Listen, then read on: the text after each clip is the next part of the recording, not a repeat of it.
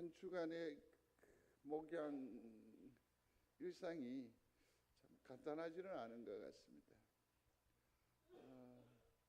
이 포스터를 만들어 보려고 엄청 하루 종일 했었던 것 같아요. 한번 소개하겠습니다. 보리떡 운동. 저기 게시판에 이렇게 붙여놨는데 혹여 보신 분 계세요? 그냥 무심히 지나갈 수 있습니다. 하나님의 큰 일이죠. 한 사람이 한 영혼을 인도하는 하나님의 큰 일이 바로 보리떡 운동입니다. 그렇지만 이 부흥은 결국 작정에서부터 시작이 됩니다. 작정하지 않으면, 시도하지 않으면 아무 일도 일어나지 않습니다. 우리는 참으로 많은 염려를 가지고 있고 많은 설계를 가지고 있고 한 말이 태산 같은 줄 압니다. 목사님 그래 하지 말지요. 안 하겠습니다. 괜찮습니다. 따르겠습니다. 성도들 뜻인데 저야 머슴이잖아요. 그러나 아셔야 돼요. 아무것도 하지 않으면 우리는 서서히 사라질 수밖에 없습니다. 귀찮다고요? 그러면 나중에 나를 귀찮아할 거예요. 그래서 우리는 좀 더 많은 도전과 또 많은 울화가 있어야 됩니다. 우리 속에.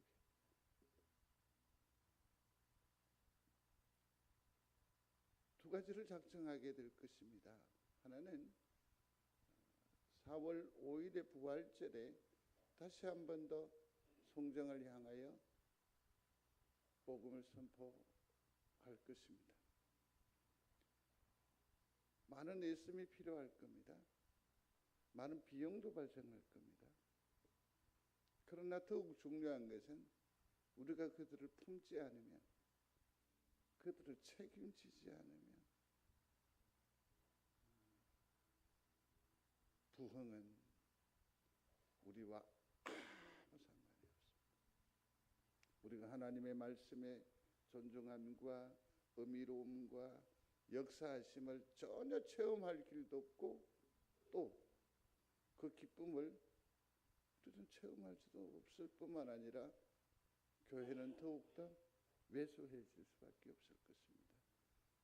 4월 5일 부활절에 다시 한 번 더 교회를 송정 지역에 내어 펼쳐 보려고 합니다. 그래서 여러분들은 초청할 사람을 3분을 정하십시오. 정이 사람이 없습니까? 그래서 2월 22일이니까 뭐 피할 수도 있을 것입니다. 괜찮습니다. 이건 자발적인 일이니까요. 괜찮습니다. 그러나 최소한 내가 하나님의 살아계심을 경험하기를 원하신다면 초청자를 한 주간 내내 기도하십시오. 정이 안 되면 동리로 나아가 보십시오. 경로당을 두들겨 보십시오. 그렇게 해서 머리 하얀 할머니 그렇게라도 표시하십시오. 그 다음에 밑에 전도 대상자 부분이 있을 것입니다. 이거는 한 영혼이 한 사람이라도 전도해 보자는 거죠. 한 사람입니다. 한 사람이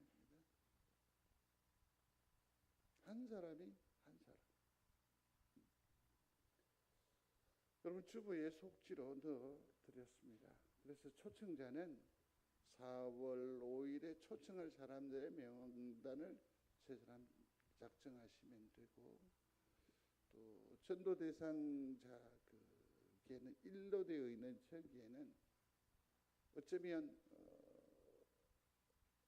추수감사절 때까지 정말 하나님 나라의 동반자로 여기는 소중한 영적인 존재 있잖아요. 물론 포함될 수도 있습니다. 초청자 3인 중에 포함될 수도 있겠습니다만은 그 한 사람을 기도하면서 여러분들이 하늘나라에 새겨보시기를 바랍니다. 그래서 다음 주일에는 보리떡 운동의 작정을 하도록 하겠습니다. 다시 드렸습니다. 물론 압니다. 우리 중에 반응자가 많지 않을 것이라는 것 알고 있습니다. 그러나 한 영혼이 천하보다 귀하다고 하는 말씀에 의존해서 이제 우리는 말씀을 따라 그물을 던지는 시도를 해보려고 합니다. 기억하시기를 바랍니다. 지금이 2월이잖아요. 우리가 삶에 있어서 문득 어떤 위기를 맞이할 때가 종종 있거든요. 그럴 때에 우리가 이렇게 딱 부여잡을 수 있는 밧줄이 있다고 한다면 어떨까요? 아이들 동화에도 보면 해님과 달님, 그다음에 서구에도 마찬가지죠. 잭과 콩나무. 이 얘기를 보면 이 동화줄이 내려와요. 절체절명의 위기 가운데. 근데 이 동화줄이 어디에서 내려오냐? 위에서 내려오지요. 아주 굵어서 매달리거나 타고 오를 수 있는 그런 든든한 밧줄, 동화줄이지요. 그런데 우리의 삶의 자락에서 하늘로부터 내려오는 이 구원의 동화줄이 있는 사람은 상당히 여유로울 것 같아요. 그러나 우리 삶의 위기에서 하늘에서 내려오는 이 동화줄이 없는 사람은 굉장히 초조할 것 같아요. 삶의 위기 자체가 벌써 두려움일 것 같아요. 물론 이 동화줄이 썩은 동화줄이라고 한다면 그 무슨 소용이 있겠습니까?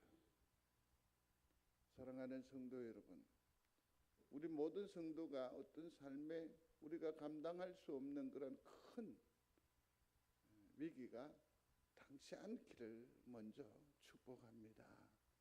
그러나 정작 믿음이라고 하는 것은 평안한 때에 발생하지 않습니다. 작동하지 않습니다. 내 삶의 자락의 위기 가운데에서 믿음은 작동하는 거고 또 위력을 발휘하는 거죠. 어떤 한 성도가 전화로 통화할 때 이런 얘기를 나눈 적이 있습니다. 내가 삶을 경영을 하다가 어려움을 당하게 됩니다. 물론 최선을 다하다 보니까 내 속에 약간의 부족함이 이제 있음을 인정을 합니다. 그러나 그들은 무자비한 거죠. 그래서 나를 올가맵니다. 도전합니다. 공격합니다. 너무 아팠다라는 겁니다. 그런데 참 살다 보니까 입장이 바뀌는 거죠. 내가 누군가를 올가매야 되고 뭔가를 강요해야 되는 입장에 서게 되는데 이게 예전하고는 마음 씀씀이가 완전히 다르다라는 것 아닙니까? 왜 다르냐면 저는 이게 기독인의 양심이고 이게 믿음이라고 생각을 해요.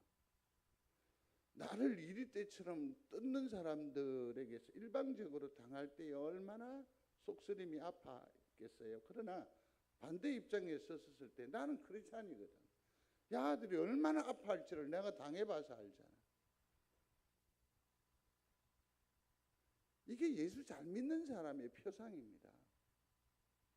내가 당했으니 너희는 보자 하고 맞대응하는 것은 신앙적인 판단이요 결정이 결코 아니거든요.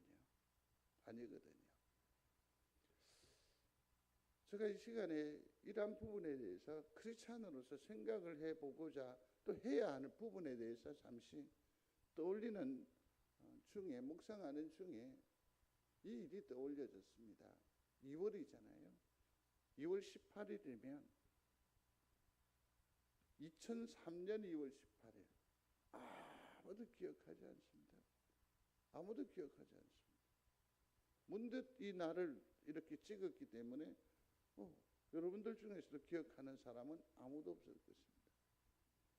그러나 이 문자를 한번 확인해 볼까요? 잘 보이지 않나요? 지금 지하철인데 거의 사무실에 도착했어. 저녁밥 맛있게 준비해 놓을 테니까 오늘 빨리 퇴근해요. 여보, 불이 났는데 문이 안 열려요. 숨을 못 쉬겠어요. 살려줘요. 여보 사랑해요. 안 보여요. 뭐라고 돼 있죠? 애들 보고 싶어. 무슨 사건인지 아시겠어요? 대구 지하철 참사입니다. 한 50대 우울증을 앓고 있는 사람이 열차에 방화를 한 겁니다. 그렇게 해서 무려 190명이라고 하는 무고한 시민들이 목숨을 잃었습니다. 151명의 엄청난 부상자가 발생하기도 했고요. 아빠 문이 안 열려요. 구해주세요. 또 한 선교사는 지금 죽어가고 있어. 나를 위해 기도해줘. 1, 2분 전까지만 하더라도 이분들은 죽음에 대해서, 천국에 대해서 한 번도 생각해 보지 않았을 것입니다. 우리처럼. 그런데 문득 이런 어려움 앞에 봉착하니까 영혼은, 생각은 흔들려 버리고 마는 것 아닙니까? 따지자는 것 아닙니다. 시비하자는 것 아닙니다. 참으로 놀라운 것은 이 위에 손을 뻗었죠.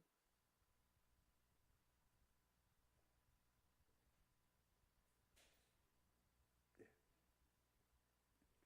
이 엄청난 일이 일어났는데 불이 났습니다.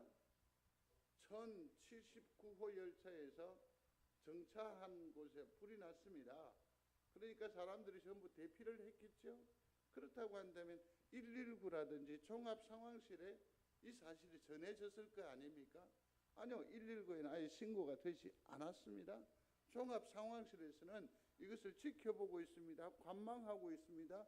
뭔가 하고 주목하는 사이에 1080 전차가 불이 나 있는데, 소동이 일어나는데 그 열차가 그대로 들어와서 불 옆에 정차하게 됩니다.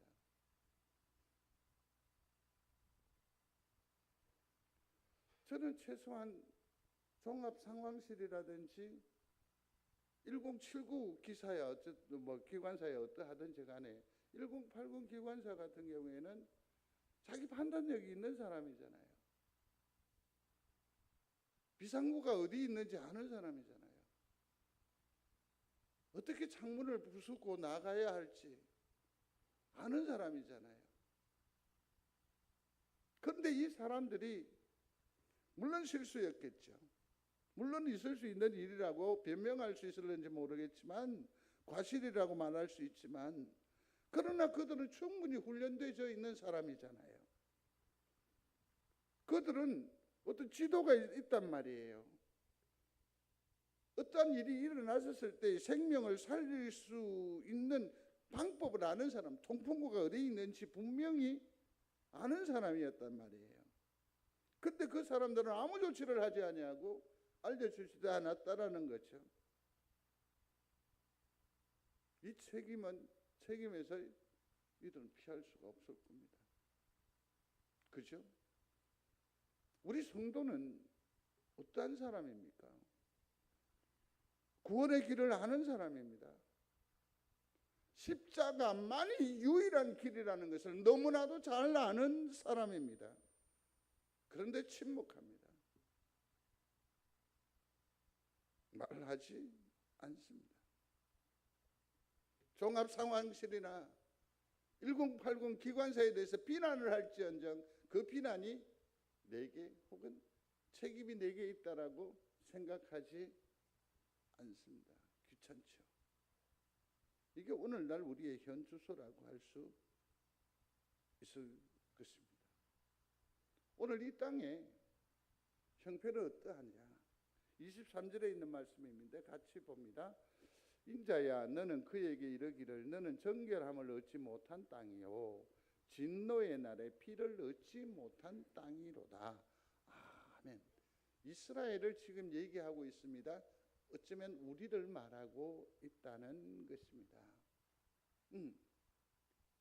우리가 하나님의 백성이잖아요. 하나님의 권속임을 믿으시면 아멘.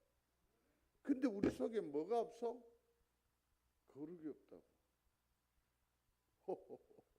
우리가 최소한의 하나님의 사람인데, 하나님의 것인데, 날마다 말씀으로 우리는 정죄함을 받는 사람인데, 걸러낸 사람인데, 구별된 사람인데, 우리 속에 당연히 있어야 될 뭐가 없어요? 거룩이 없어요. 우리가 발딛고 있는 곳은 무엇입니까? 황폐한 땅이 되어버렸어요. 진노의 날에, 여기서 진노는 누구입니까? 하나님의 진노예요. 하나님께서 우리를 지으셨습니다. 당신 것으로 만든 권속으로 부르셨습니다. 그런데 이제는 차마 어떻게 하신다고요? 치신다는 거 아닙니까? 진노하신다. 세상이 아니라 오히려 하나님의 자녀인 우리가 하나님의 치심을 받는다라는 거죠. 이게 얼마나 아픈가요? 세상이 아니라 누구요? 우리가 먼저. 뒤에 중복될 수 있는데, 그러나 여러분 성경을 한번 펼쳐 주십시오. 29절을 한번 보시겠습니다. 다 같이 읽겠습니다. 이 땅 백성은 포악하고 강탈을 일삼고 가난하고 궁핍한 자를 압제하고 나그네를 부당하게 학대하였으므로. 아멘. 이 땅 백성이 뭐하다고 했어요? 포악하다. 이 땅 백성이 뭐하다고요? 강탈을 일삼고. 이 땅 백성이 뭐한다고요? 압제하고. 이 땅 백성이 부당하게 뭐한다고요? 학대한다. 성도 여러분, 생각해 보십시오. 하나님의 사람이, 크리스천이, 성도인 우리의 모습이 뭡니까? 강포고 넉탄이고 압제고 학대한다고. 어울립니까? 전혀 어울리지 않아요. 왜 이 지경이 됐을까? 정결함을 얻지 못한 땅이요 진노의 날에 피를 얻지 못한 땅이 되어버린 이유가 뭐냐는 거죠. 오늘은 명절인데 좋은 얘기를 해야 되는데 오늘 말씀을 묵상하다 보니까 이게 목회자의 아픔입니다. 뭐 이렇게 저렇게 해서 이렇게 하리라 저렇게 하리라 손을 들어 축복만 하리라고 하는데 말씀은, 영은 다른 의도를 계속 주셔서요. 그래서 용서하십시오. 이건 순전히 누구 탓이다? 하나님 탓이다. 이해하시기를 바랍니다. 왜 이 처지가 되었느냐? 25절과 28절에 보면 선지자가 나와요. 이 선지자는 깊은 영감을 가지고 하나님이 원하시는 바를 먼저 깨달았으니까 이것을 하나님께 그대로 전해줘야 되는 거예요, 선지자들이. 근데 선지자들이 말씀을 전하려 하는데 사람들 표정이 그러니까 말을 확 바꾸지요. 괜찮습니다. 괜찮습니다. 충분히 잘하고 계십니다. 이만하면 됐습니다. 책임을 다하지 않는 거예요. 누가? 선지자. 26절에 보면 제사장이 나와요. 율법을 백성들에게 읽어주고 해석하고 백성다운 삶을 살게 해야 되는 제사장이에요. 무엇보다도 죄 사람이라고 했는데 죄송합니다. 죄 사함의 기쁨을 제사를 드려줌으로 죄 사함의 기쁨을 누리게 해야 할 사람이 누구다? 제사장이에요. 근데 이들이 못해요?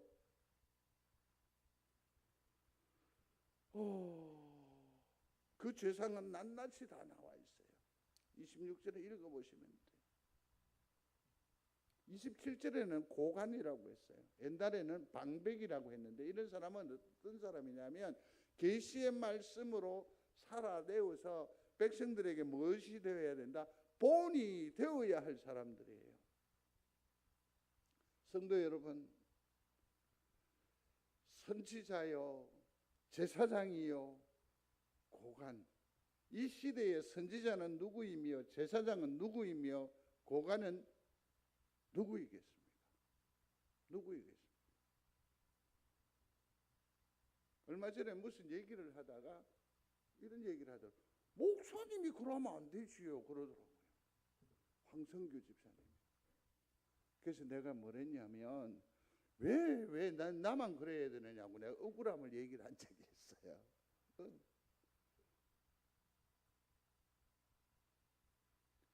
이 시대에 책임져야 될 선지자가, 제사장이, 고관이 누굽니까? 목사입니까? 인정합니다. 장로님이십니까? 인정하셔야 될 겁니다. 집사님들이십니까? 인정하셔야 됩니다. 이 시대를, 이 가정을, 이 교회를 책임져야 할 사람은, 책임져야 할 선지자와 제사장과 고관은 이 사람들입니다. 같이 읽겠습니다. 너희가 내게 대하여 제사장 나라가 되며 거룩한 백성이 되리라. 아멘. 누구예요? 선지자요, 제사장이요, 고관인 책임을 져야 될 사람은 정녕 누구라고요? 우리 자신이라는 거예요.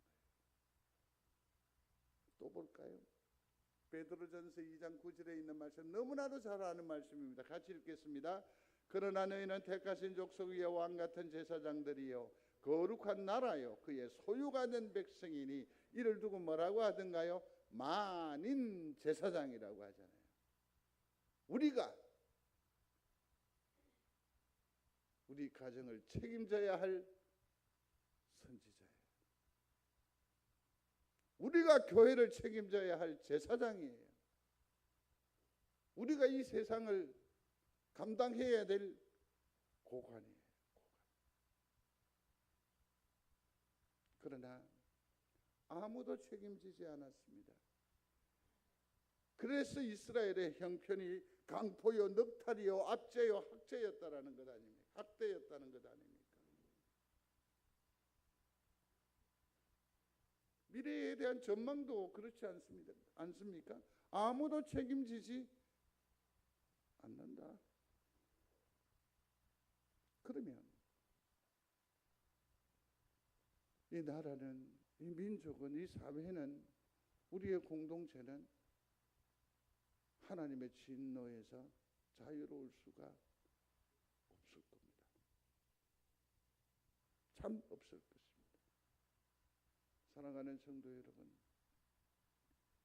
책임지는 것, 이것이 부담일 수 있고 스트레스가 될 수도 있을 것입니다. 그러나 이 책임이 영혼을 살리는 일임을, 하나님의 일임을 다시 한 번 더 심령에 새겨 사시는 우리 모두가 되시기를 중심으로 소원합니다. 그러면 우리가 이 책임을 지려할 때에 가장 먼저 생각해야 할 것이 있습니다. 26절에 있는 말씀인데 같이 합니다. 그 제사장들은 내 율법을 범하였으며 나의 성물을 더럽혔으며 거룩함과 속된 것을 구별하지 아니하였으며 부정함과 정한 것을 사람이 구별하게 하지 아니하였으며 그의 눈이 가리어 나의 안식을 보지 아니하였으므로 내가 그들 가운데서 더럽힘을 받았느니라. 아멘. 여기서 우리가 주목해야 될 말이 있습니다. 선지자, 제사장, 방백이 여기 보니까 구별하지 않았다라는 겁니다. 또 구별하게 하지도 않았다라는 얘기입니다. 어떤 의미로 봐서 이런 거 아니겠어요? 구별 못했다고 하면 그 사람의 무지라고 할 수 있잖아요. 그럼 뭐 모르면서 몰랐으니까 그걸 어떻게 탓할 수 없어요. 그러나 구별하지 아니하였다라고 했습니다. 이건 매우 중요하지 않아요? 예컨대 주일 성수에 관한 부분도 한 번만 떠올려 보겠습니다. 아이고 막 괜찮다. 이 나날은 주의 지으신 주의 날일세. 그건 아들 노래하는 거지. 주의 날, 예배의 가치에 대해서 구별을 하지 않는 거예요. 소중하게 여기지 않는 거예요. 구별하지 않는 거예요. 이건 답을 그러면 백성들이 자녀들이 알까요, 모를까요? 그래도 되는 줄 아는 거죠. 이것이 책임 있는 사람들이 행한 일이라는 거죠. 누가복음에 있는 말씀입니다. 같이 읽겠습니다. 아주 엄한 말씀입니다만 읽어보겠습니다. 주인의 뜻을 알고도 준비하지 아니하고 그 뜻대로 행하지 아니한 종은 아멘. 내가 누군가에게 교리적이거나 또 교회 어떤 섬김에 무엇을 말해요. 또 누구를 위해서 기도해요. 누군가를 위해서. 그것은 맞는 말이에요. 여러분들 틀린 말 절대로 하지 않아요. 요즘은 얼마나 삭막한 세상인데 말도 안 되는 소리를 가지고 누구한테 얘기하면 만방으로 내가 더 되돌려 맞는데 여러분들이 말하는 게 다 맞아요. 두 번째는 여러분들이 모든 행하는 축복이거나 기도는 다 맞아요. 맞죠? 맞아요. 그런데 다 맞는데 그 말씀이 어디로 향하면 다 맞는 게 틀린 게 되느냐 하면 내게로 향하면 다 틀린 게 돼요. 무슨 말인지 아시겠죠? 우리는 이렇게 스스로 거룩을 훼손시키는 그런 안타까운 삶을 살아가고 있어요. 그런데 오늘 누가복음에서는 뭐라고 합니까? 더 많이 맞을 거야. 왜냐? 우리는 알고 있거든. 사랑하는 성도 여러분, 말씀이 우리에게 임하는 가르쳐 주신 그 말씀대로 최선의 삶으로 우리의 인생을 경영하여 가시기를 바랍니다. 그게 책임지는 사람입니다. 야고보서에서는 좀 더 강한 의도로 말하죠. 내 형제들아 너희는 선생된 우리가 더 큰 심판을 받을 줄 알고 선생이 많이 되지 말라. 성도 여러분, 스스로 먼저 조심해야 될 일이 있습니다. 그건 뭡니까? 여기에 구별하는 겁니다. 구별하는 겁니다.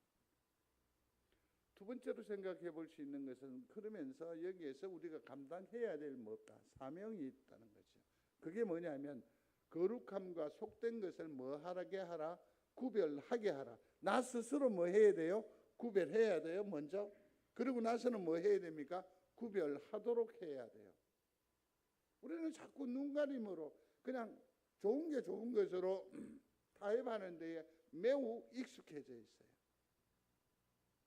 그렇지 않습니다. 하나님의 거룩은 100%예요. 소리하십시오. 100%. 같이 읽겠습니다. 아까 읽었던 거죠. 같이요. 이 땅 백성은 포악하고 강탈을 일삼고 가난하고 궁핍한 자를 압제하고 나그네를 부당하게 학대하였으므로. 아멘. 내 속에 거룩이, 내 속에 진리가, 내 속에 하나님의 그 향배가 있는데 이걸 뭐 해요? 가르치지 아니하고 드러내지 아니하고 증거하지 않으면 백성들은 어떻게 됩니까? 포악하고 강탈하고 압제하고 학대하는 사람이 된다는 거 아닙니까? 우리가 우리의 자녀들이나 우리 주변에 있는 사람들을 축복하기를 원합니다. 축복하셔야 돼요. 근데 우리가 제대로 가르치지 아니하고 제대로 전하지 않으면 결국은 포악, 강포, 압제, 학대하는 자로 방치하는 것 아니에요. 방치하는 거 아니에요. 세 번째는 여기 보면 독특한 표현이 나와 있습니다. 30절에 있는 말씀인데 같이 읽겠습니다. 이 땅을 위하여 성을 쌓으며 성 무너진 데를 막아서서 나로 하여금 멸하지 못하게 할 사람을 내가 그 가운데에서 찾다가 찾지 못하였으므로. 아멘. 여기서 보니까 누구의 노? 하나님께서 뭐라고 합니까? 나로 하여금 멸하지 못하게 할, 그러니까 하나님의 진노 앞에 다 그렇게 막아서는 사람 있나 하고 찾아보니까 있어요, 없어요? 한 명도 없어요. 한 명도 없어요. 근데 우리는 여기서 생각을 해야 합니다. 하나님 앞에 감히 막아선다라는 것은 자기 죽을 짓이에요.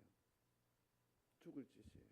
그러나 성도 여러분, 내가 죽을지언정 하나님의 진노로부터 막아 주어야 할 대상은 있잖아요. 내 자녀가, 내 새끼가 하나님의 진노에 무너지는 것을 여러분들은 참아 보시겠습니까? 막아 서야 하지 않을까요? 내가 죽을지언정. 그런데 그런 사람을 찾아보아도 있었다 없었다? 없었다. 내가 누구를 보내며 누가 우리를 위하여 갈고 막아서시겠습니까? 송정을 막아서실 수 있는 사람이 있습니까? 우리 1주공과 2주공을 막아설 사람이 있을까요? 우리의 가정을 막아설 사람이 있나요? 송정제일교회를 막아설 사람이 있나요? 누가 나를 위해서 일어나서, 누가 나를 위하여 일어서, 응? 오늘 말씀은 서로 한 주간 내내 밤잠을 이루지 못하게 합니다. 로마서 1장 16절에 이런 말씀이 있습니다. 같이 읽겠습니다. 내가 복음을 부끄러워하지 아니하노니 이 복음은 모든 믿는 자에게 구원을 주시는 하나님의 능력이 됨이라. 먼저는 유대인에게요, 그리고 헬라인에게로. 아멘. 가장 먼저는 이렇게 막았을 용기가 없는 목사라는 것이고, 그 다음에 또 대부분의 주변에 있는 사람들을 변호 내지는 변명을 해야 될 것 같아서 참으로 많은 성경을 살폈습니다. 묵상을 했었습니다. 그런데 이 말씀 앞에 탁 무너졌어요. 성도 여러분, 왜 전하지 않죠? 왜 가르치지 않죠? 복음이 부끄러워서 그런 것 아닌가? 우리가 이렇게 얘기를 한번 해봅니다. 지금도 가면, 서울역 앞에 가면 꼭 얘기합니다. 하나는 누구냐면 예수 전당. 그 다음에 그 도를 아십니까 하는 사람들 여전히 나와 있습니다. 그 다음에 또 거기서 아마 그 밥을 이렇게 주는 이 스피커에 대고 뭐 찬양을 이렇게 막 하고 해요. 이 메시지가 누구에게 딱 전해져서 엄청 영적인 파장을 일으켜주면 좋은데 대부분의 사람들에게 있어서는 이게 뭡니까? 혐오의 대상이 된다는 것이 그들 표정을 통해서 너무너무 마음에 탁 와닿아요. 그래서 너무 좀 불편해요. 그렇지만 최소한 그들 앞에 저는 도전을 받았습니다. 그게 뭐냐면 그들은 많은 사람들의 이목을 생각하지 아니하고 복음을 전혀 뭐하지 않았다? 부끄러워하지 않는다. 그런데 우리는 전하지 않아요? 드러내지 않아요? 심지어는 내가 예수 믿는 사람인지 이웃이 아무도 몰라요. 왜일까? 복음을 부끄럽게 생각을 하는 건가? 본문에도 나와 있습니다. 복음은 하나님의 능력입니다. 믿는 여러분들이 되시기를 바랍니다. 내가 어떻게 변화시키려 하고 내가 어떤 것을 물꼬를 돌리려고 하면 그건 허상입니다. 누가 다 하신다고요? 말씀이에요. 그러면 나는 어떻게 해야 됩니까? 복음을 드러내기만 하면 돼요. 이 일에 아름다운 결단이 있게 되기를 중심으로 소원합니다. 근데 여기 대상이 누굽니까? 유대인이요? 헬라인이라고. 오늘로 현대적으로 해석하면 내 식구라는 얘기입니다. 내 가족이라는 겁니다. 그들을 위하여서 담대하게 드러내는, 전하는 우리 귀한 믿음의 권속들이 되시기를 바랍니다. 가르쳐야 돼요. 자, 그 일을 어떻게 시작할 수 있을까요? 작정하는 데서부터 시작해야 됩니다. 하나님, 이 아이를 구원해 주시옵소서. 하나님, 이 사람을 살려 주십시오. 이 사람을 하나님의 번속으로 삼아 주시옵소서. 말씀을 거두겠습니다. 하나님의 진노에서 막아설 자가 누구인가? 나와 우리가 막아서야 할 책임자가 됩니다. 믿는 여러분들이 되시기를 바랍니다. 용기 있는 믿음의 소유자가 되시기를 중심으로 소원합니다. 책임지는 일은 뭐에서부터 시작한다고요? 작정에서부터 시작합니다. 명절을 주의 은혜가 풍성한 그런 하나님의 축제가 되시기를 주의 이름으로 축복합니다. 그 와중에 세 가지 기도 제목을 드리겠습니다. 성도로서 이들을 뭐하는요? 책임질 수 있는 그런 영적인 결심이 있게 하여 주옵소서. 또 그 중에서 구원해내어야 할 영혼을 만나게 하여 주옵소서. 그래서 우리의 자리가 곧 우리의 가정이 예배의 곳 에덴 동산과 같게 하여 주옵소서. 그렇게 기도하심으로 아름답고 풍성한 설 명절을 지나시게 되기를 거듭 주의 이름으로 축복합니다. 기도하겠습니다. 하나님, 우리가 감히 하나님 앞에 막아서서 책임져야 할 영혼이 있습니까? 주님, 있습니다. 그를 마음에 품고 곧 작정하고 주 성령과 더불어서 그 영혼을 살려내는 책임 있는 선지자요 제사장이요 고관된 우리 모두가 되게 하여 주시옵소서. 작정하는 일에 우리의 손이 허전하지 않도록 주님께서 같이 하여 주시옵소서.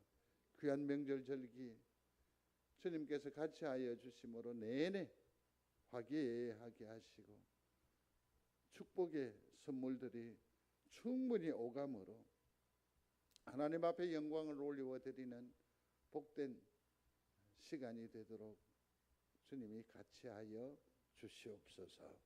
예수님 이름으로 기도드리옵나이다. 아멘.